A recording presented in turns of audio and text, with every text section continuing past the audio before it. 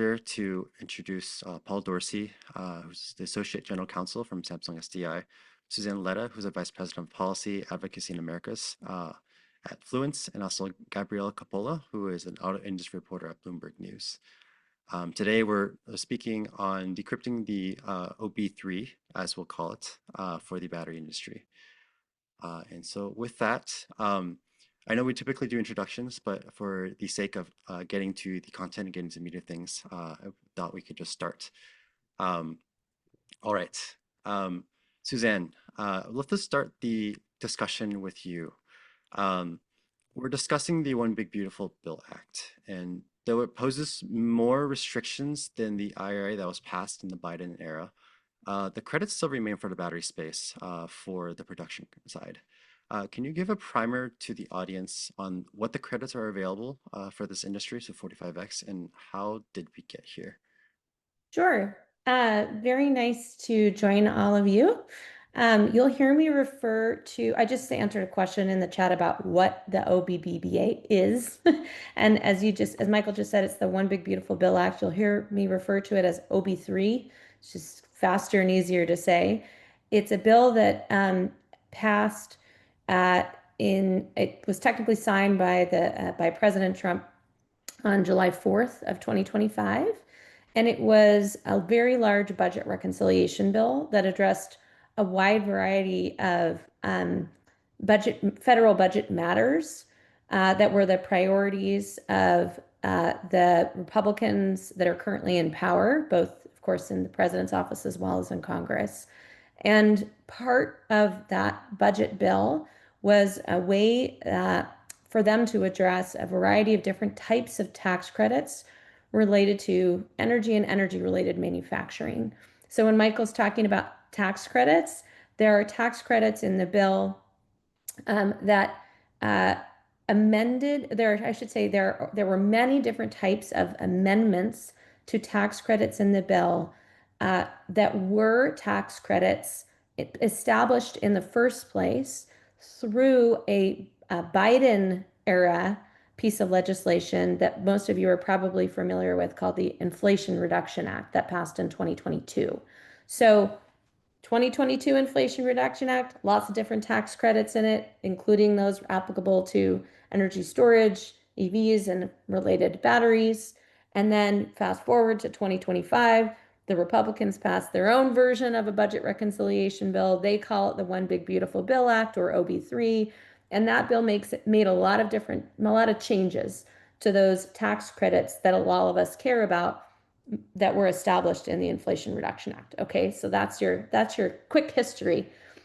So for OB3, the tax credits that we pay attention to at Fluence, we do grid scale battery energy storage, hardware, software, and services. We are not in the EV business, right? Just to be clear. And the grid scale battery energy storage that we focus on is LFP battery energy storage. That's really primarily for cost effectiveness, density, and safety reasons. But regardless of the type of battery energy storage you do, whether it's LFP or NMC, the tax credits don't care. For your grid scale batteries, they apply to either kind, and the tax credits that are applicable to grid scale battery energy storage in the bill are the following. The first is that the bill maintained for a very long time something called the investment tax credit, or the ITC. That is a tax credit that's valued at 30% of the fair market value of a battery energy storage project that is deployed on the grid in the United States. Okay, so if you are a project developer, a battery energy storage project developer, you can qualify, depending on the conditions, you can qualify for this federal investment tax credit that's 30% of the fair market value of the project. The bill, the OB3 bill, retained that tax credit that actually already existed in the Inflation Reduction Act. So this is an area where Republicans and Democrats actually agreed. They thought this is valuable to retain. That's a big deal because they don't agree on a lot. And they retained it for a really long time. So that federal investment tax credit is available all the way at that 30% value all the way through 2032. And then it starts to step down in value gradually starting in 2033. Okay, so that's big deal number one. Very positive future for grid scale battery storage project development in the US, motivated by this federal tax credit. Not only did they maintain its value for a long time, they also agreed with Democrats on two other things that existed with it in the IRA in 2022. They are called bonus credits. There's two kinds. One is called a domestic content bonus credit, and the other is called an energy communities bonus credit. The domestic content bonus credit is an additional 10% of credit value if you are a project owner who procures a minimum amount of domestically produced product for your project. The Energy Communities bonus credit is if you deploy your project in a part of the United States that is called an energy community. It's essentially a community where the economy has been historically driven by fossil fuels. It's a way to kind of support the transition. So that bonus credit is another 10%. So minimum baseline value is 30%. If you get the domestic, if you qualify for domestic content, you get a 40% investment tax credit. If you also additionally qualify for the energy communities tax credit, you get a 50% tax credit on the fair market value of your project. That's really, really valuable. So that's a big deal. That's on the project development side. They also made a tweak to the domestic content bonus credit in that they increased some of the minimum percentages that you have to buy domestic in order to qualify for that bonus credit, which we thought was good because we want to see more domestic manufacturing here in the States. And then the last thing they did is they maintained the what's called 45X. It's an advanced manufacturing tax credit. It's a direct tax credit to support manufacturing of different kinds of clean energy and energy storage product components in the US. The components for grid scale storage that apply to that manufacturing tax credit are three things: cells, modules, and inverters.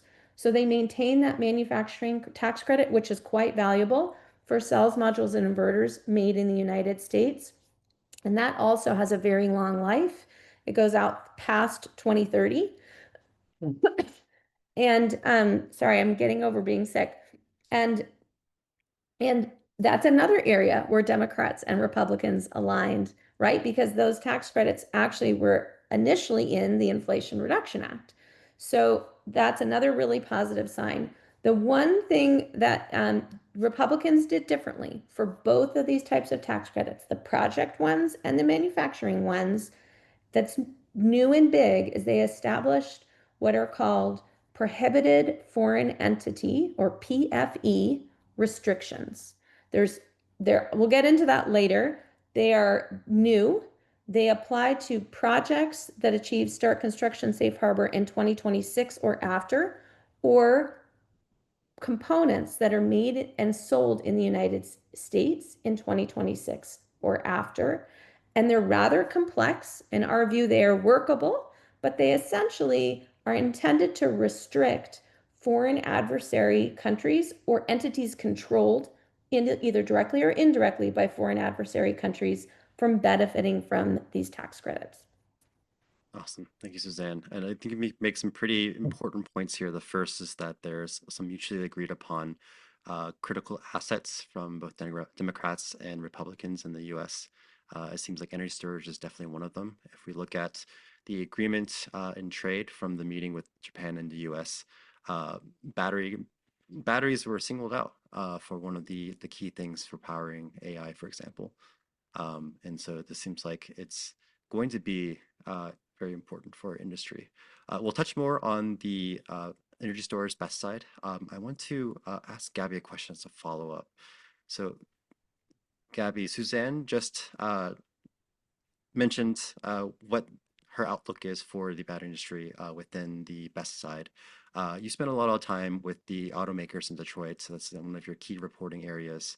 Um, you, how has sentiment changed across the major OEMs from your seat post OB3, and how are these automakers adapting? Is it the same as BESS?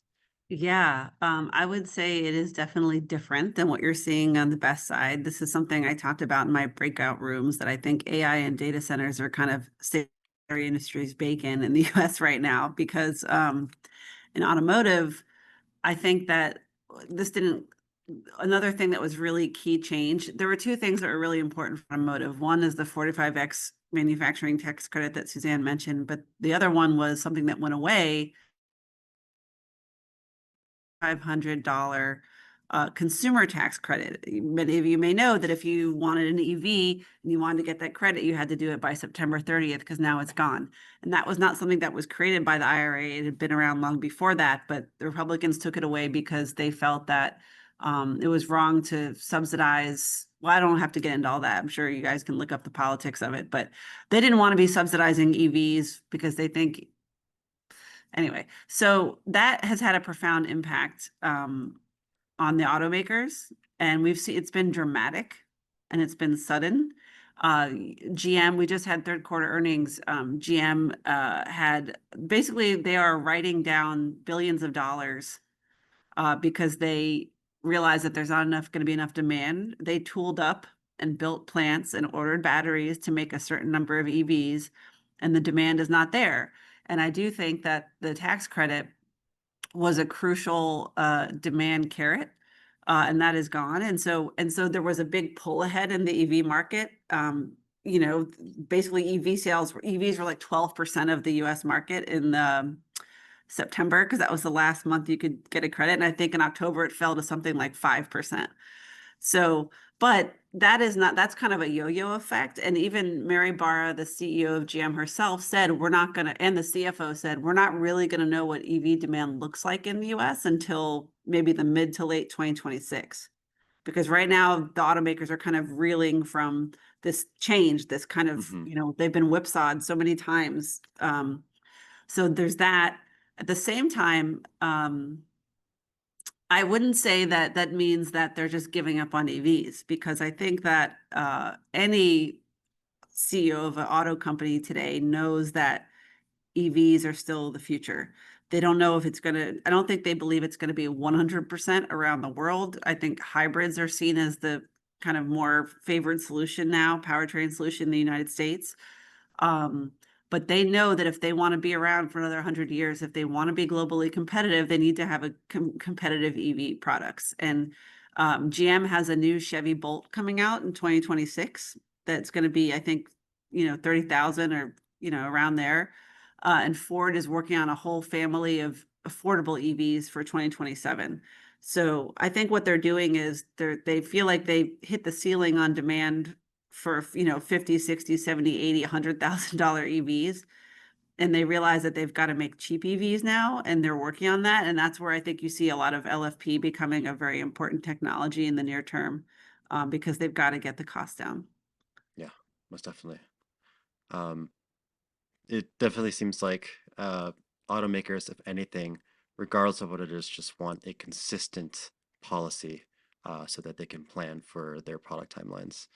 Yes, but you know what? The smartest automakers are the ones that know they're not going to get that, and they've been flexible about it, and they're doing better now. If you look at Toyota, if you look at It's true. BMW, they Yeah. had flexible plants where they could flux between we can make hybrids, EVs, gas, but it takes a lot of money to do that, and not everybody did that. And so Hmm. they've heard the pain. They felt the pain. Yeah. That's a very good point. Paul, I'd love to get you in the conversation here. I know that you're currently at Samsung SDI. You've also had stints previously in the automotive space. Um, from your seat, how do the policy pushes and pulls compare between the two sectors of energy storage and EVs? And what changes in through the OB3 are most impactful for the industry? Yeah, I think Gabrielle hit on it perfectly. When you look at ESS, there are still a whole suite of tax credits going towards the ESS industry, whereas the tax credits that go towards the auto industry largely evaporated. On the battery manufacturing side, we still have 45X, which is obviously a huge supply side boosts to Samsung SDI and other lithium ion battery manufacturers.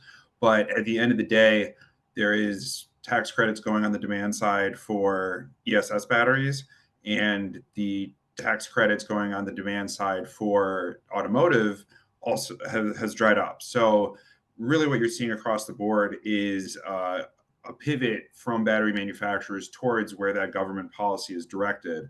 I think the other big factor that Gabrielle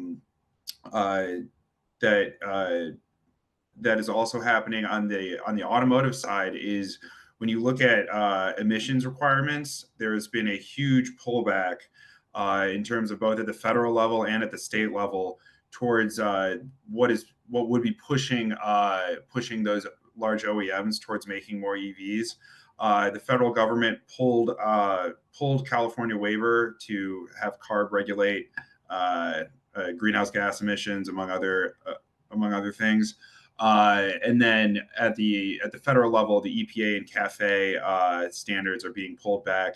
CAFE pretty much neutralized their fines for noncompliance, and the Trump administration is going after the endangerment finding, which would basically end the EPA's ability to regulate greenhouse gases as it pertains to automobiles as well. So there are a number of policies across the board that are pushing battery manufacturing towards the ESS side of things, both at the supply level, both at the demand level, and then at the customer level too. Perfect. So Gabby mentioned that there was the 30D, or the consumer side tax credits for EVs that got gutted in the OB3. But where we share common ground is really this production credit, or 45X, for cells, modules, critical minerals, and also along the value chain for batteries. Suzanne, I want to bring the question back to you. You had mentioned in your primer, which was fantastic, by the way. Thank you for that primer. It was very clear. Of this concept of a prohibited foreign entity in the qualification of these production credits. There's a lot of confusion on what this actually means. There's like stints of joint developments, licensing, other corporate structuring. Could you help unpack how the Treasury defines a PFE, and like what it actually means, and what does it practically mean for everybody? Yeah, sure. So I think the first thing I will say is that it's confusing because it's complicated, but it's actually not very unclear. The law itself is pretty clear on a lot of different aspects of what a PFE, or prohibited foreign entity, is and how it applies. There are a few clarification, open questions, and some ways that in which Treasury could make it easier in terms of guidance, which they have not issued. But generally speaking, like, the law is quite specific. So I just wanted to let folks know there's confusion because it's complicated. That's the main thing. So if you want to understand it, you got to go really into the weeds. I'll try to keep it as high level as I can. The first thing to know is, what the heck is a PFE, right? It's a new term. Most people are familiar with a different term, which is FEOC, or foreign entities of concern. That, if you hear the word FEOC in the context of OB3, the new law, just replace it with the word the acronym PFE. They basically are the same thing in the context of the new law. So yeah, Stephanie just wrote, PFE is just a more specific way in the context of the law of saying what a foreign entity of concern is. Okay, so think PFE, FEOC, same thing. All right, that's the first step. Now, how is a PFE defined? The key way to think about a PFE is it's any type of entity. It doesn't have to be a government specifically. It's any type of entity, including a corporation, that is either directly or indirectly controlled by a foreign adversary country. In the United States, those foreign adversary countries are very well defined. They are China, Iran, North Korea, Russia, the current government that controls Venezuela and Cuba. Those are the foreign adversaries of the United States as of today. The one that's most involved in batteries, China, right? Just that's the reality of today. Now, so that would be the foreign adversary country. There are types of specified foreign entities. That is a type of a prohibited foreign entity in the law, and those are ones where per the law, they're basically directly affiliated with the government in some way. There's a few that are specifically named via other statutory references. Examples of those would be CATL, Goshen, EVE. There's several. There's like 10 or so that are specifically listed, particular companies by other references in the law. But in addition, there are foreign influenced entities, those that might not have a direct relationship with the government, but that have some type of control of it in terms of how Congress views control by that foreign adversary government. That includes people that are Chinese citizens or citizens of any of those foreign adversary countries. It includes people that are citizens that have certain levels of ownership or certain levels of debt, that hold certain amounts of debt with any of those entities. So I'll give you an example. You could be a PFE, your entity could be a PFE if you are based in the United States, but you have licensing or IP with the Chinese government, and or your ownership includes ownership by a Chinese citizen that is more than 25% ownership. So it is a quite deep level of direct or indirect control. And there are many entities, both in the United States and all over the world. They don't have to be based in China, that are a PFE in the context of the law. So that's what a PFE is. How it applies. There's two ways it applies in terms of these tax credits, and then I'll stop talking. The first way is the entity, the one that's trying to take the tax credit, are they a PFE, or is that entity trying to take the tax credit controlled by a PFE? In those circumstances, they don't get the tax credit anymore. Starting after the bill passed, they can't get the tax credit anymore. Okay. The second layer is called material assistance. If you are a project owner getting the investment tax credit, or a manufacturer wanting to get the manufacturing tax credit, you cannot buy a certain amount of your materials to build that project or make that component that are from a PFE. Keep in mind, there's a minimum. So if you're at the project level and you want to start construction in 2026 or after, you have to have 55% non-PFE materials in that project.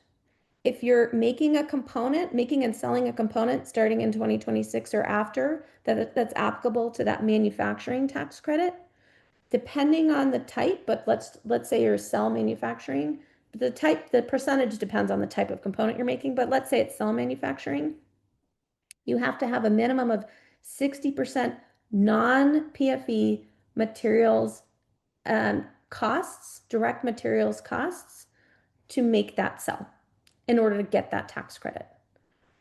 That's a short but also complicated explanation of how these restrictions work. There's quite a lot of details in how to define a PFE, and there's even subsets of terms there. Suzanne, thanks for the primer for that too. There's a lot to unpack there. I want to ask both Paul and Gabrielle a follow-up question. Gabrielle, I'll start with you. So the focus on Suzanne's answer was mainly on the intertwining of the U.S. and supply chains with foreign entities of concern and adversarial countries. Um, how intertwined is the U.S. auto industry with China? I mean, I probably can guess your answer, but I'd love to hear like if you have any more color on that. Yeah, I would say that it depends on what the powertrain is in the car. I mean, I Okay. think to some degree there's still, I mean, this is much bigger than the US automotive industries and honestly all of US manufacturing, not just auto, pharma, agriculture, everything, uh, chips, is very connected with China. You see it in the trade talks between Trump and Xi now with, I mean, just the past month, there was a blow up about a chip maker called Nexperia, a fight between the Dutch government and the Mm, Chinese government. And all of a sudden, you see the global auto industry is threatened with having all their plants go down. And that was even in America. I mean, it was taking longer, but that was also a risk in America too. So I guess I would say, actually, yes, like they are very intertwined.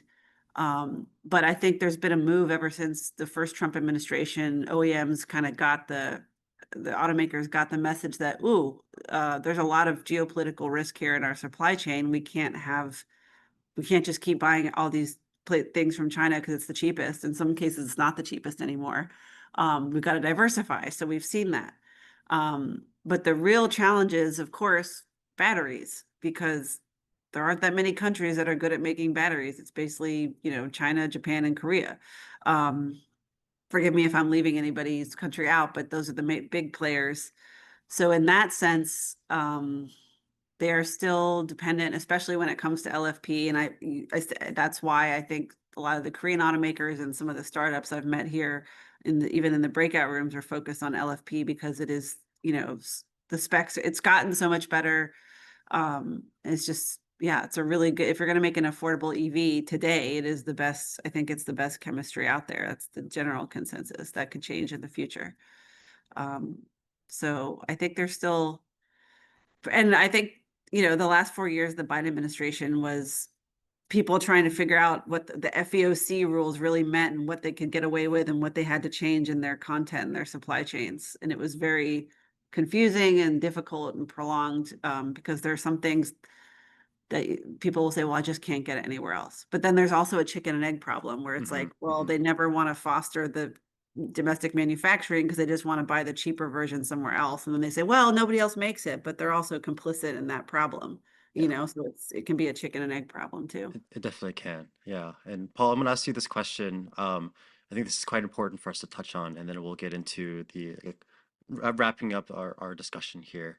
Um, So Suzanne mentioned the concept of material assistance, which is the content, domestic content versus content from the PFEs.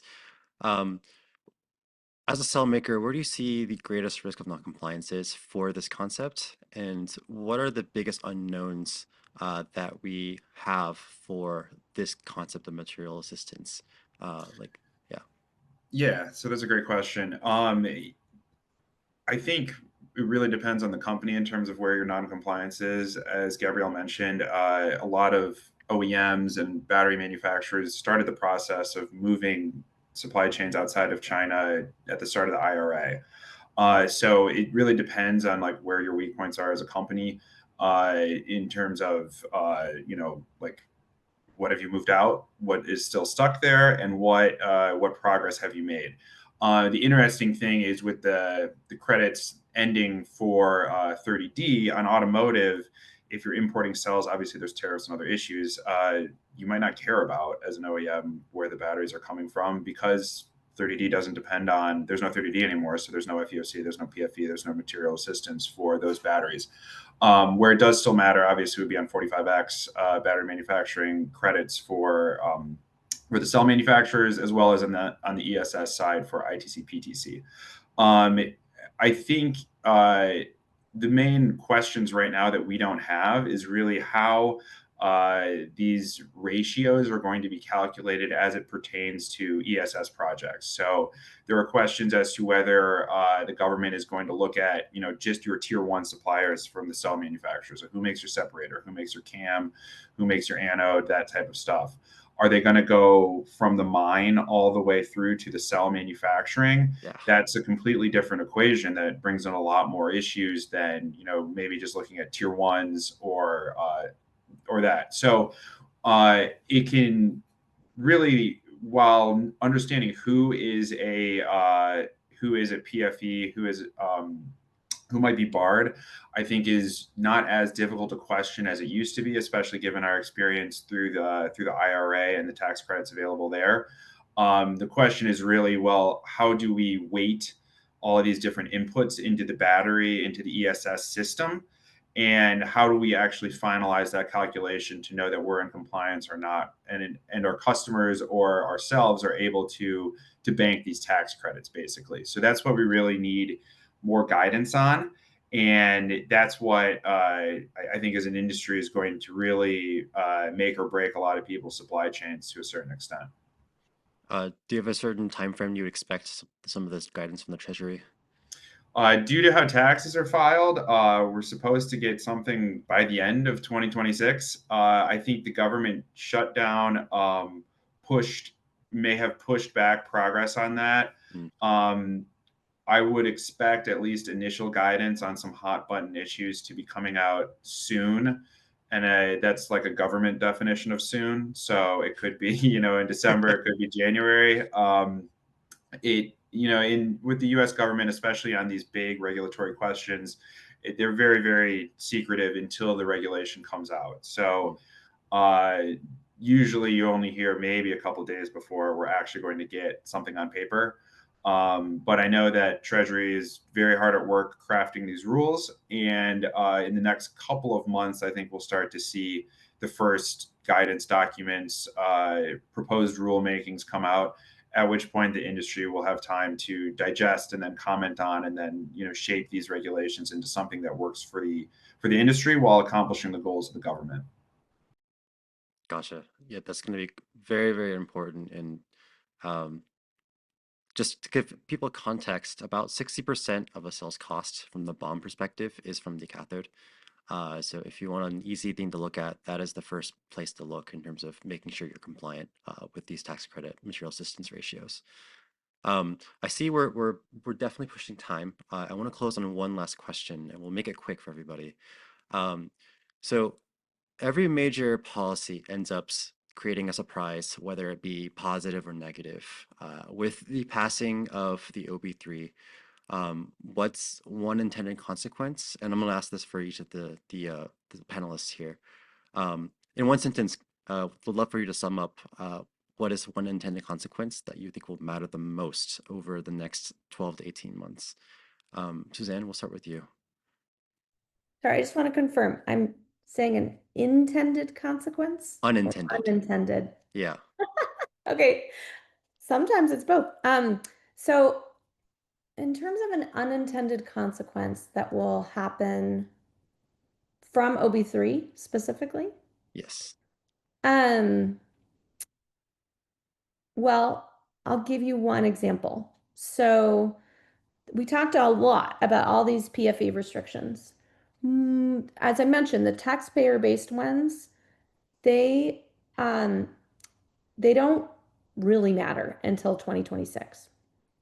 So there are a lot of projects that are achieving what we call start construction safe harbor, which does not, it's actually pretty easy to achieve. You don't have to have a shovel in the ground. There's lots of ways to achieve it.